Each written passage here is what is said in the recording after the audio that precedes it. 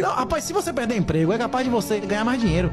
Toda vez que você tem uma perda na vida, abre oportunidades. Como o negócio que eu lhe contei lá, que eu tive um problema, que eu fui forçado a vender o carro, eu acabei transformando um carro de 3 mil reais, 1 milhão, não é isso ou não? Mas às vezes você tem um problema e tal, que era pra acontecer. Não cai uma folha de uma árvore no meio da floresta, sem a ciência e autorização de Deus.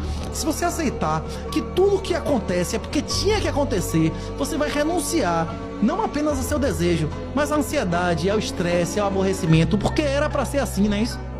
Se você aceitar isso, você não se aborrece mais com nenhuma, você vai reduzir muito sua ansiedade, você entregou, né?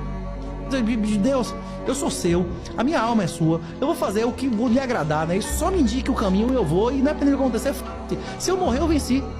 É isso, a guerra espiritual é vencida dentro da gente, não é no mundo, não. O mestre disse muito claramente, o nosso reino não é desse mundo, não é isso? Agora, nós temos a obrigação de proteger nossa família ou não?